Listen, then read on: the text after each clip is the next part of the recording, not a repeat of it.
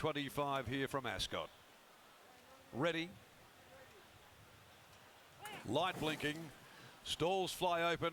They're off and racing. Rock This Town and Lexington City, but Celestial Storm from the inside of that pair is driving through, and so it'll be the favourite who leads at the completion of 200. Celestial Storm, Rock This Town.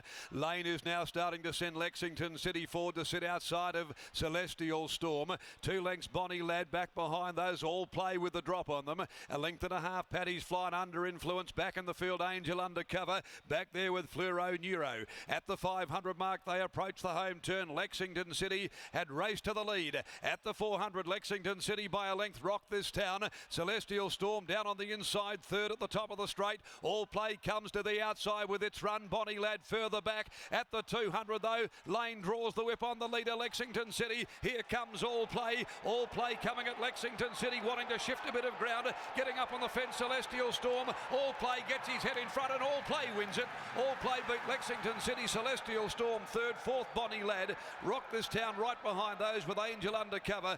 Under Influence, Fluoro Neuro next home. And the last to greet the judge, Paddy's Flying.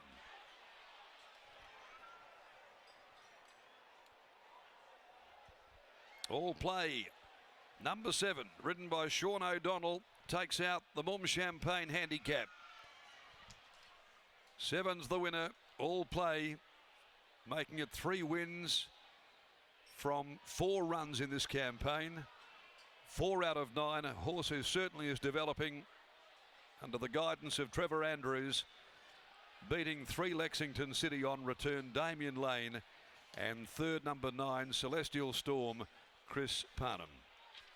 7, 3, 9, 8 Bonnie Lad back there, a distant fourth, and it's a short neck by half a head in 58.75 to the last on the card.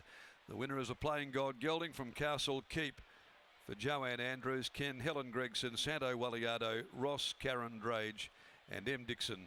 Sean O'Donnell aboard the winner and getting home over the top of Lexington City at its first run for new trainer Michael Lane.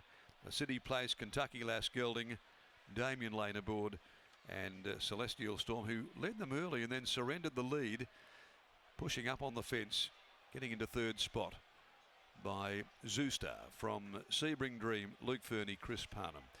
33.75, the last 600 of the final event on the program, the Mum Champagne handicap.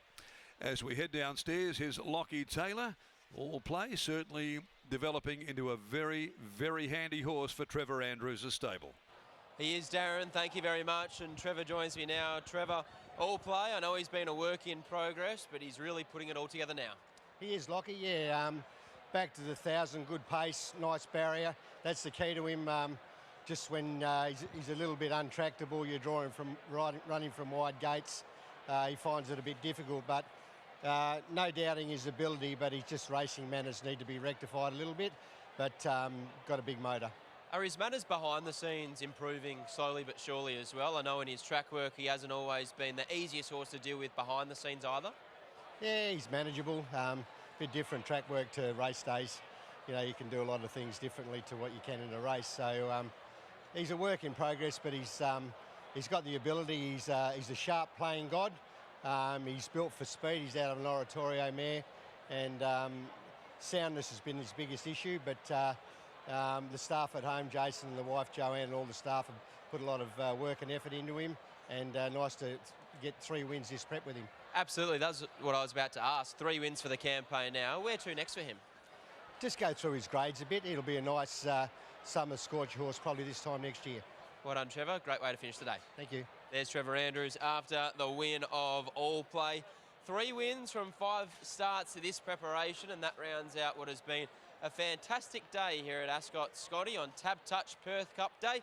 All honours, Hemlock Stone. Certainly is. See you tomorrow at Pinjarra Park, Lockie, as this racing just continues on here in the West. We'll go from today to tomorrow at Pinjarra Park. Michael Heaton and Matty French will head down on Friday and preview all the racing down at Esperance for us, and then we'll come back here for 11 on Easingwold Stakes Day. And we have to give a special mention to Oxbridge. What a win that was for Stephen Shea. I think that might be the favourite interview I'll do all year. Because he gave me a little clip on the way through? Absolutely, and it was just exciting. He was just pure emotion after Oxbridge won the listed feature. It was a surprise, as was Hemlock Stone, but once again, Grant Alana Williams to the fore, and also Pat Carberry. He has a great big race record here in the West. I think there's 3 Perth Cups now for Paddy Carberry. It's a serious CV that he's been able to build up. He obviously won a number of Group 1s as well across the way. Poonamoo, one of my favourites. Regal Power when he jumped aboard and won for Grant and Alana. So you can put the great man on a big day and know that he's going to give it his all. And a big hats off to the team behind us at Perth Racing and also Racing WA. The way that this meeting has been conducted has been nothing short of seamless. Absolutely, Lockie, and as I've said before, if we could program it in advance, you would, but unfortunately with the weather being what it is, you only get a couple of days just to make hay while the sun shines, and that's exactly what they've done here. They've got over 8,000 people through the gates here today at Ascot. I'm sure they'll consider that a success. But that's all we have time for here this afternoon on Tap Touch Perth Cup Day. What a day it's been. Thanks for joining us. We'll see you tomorrow afternoon at Pinjarra Park.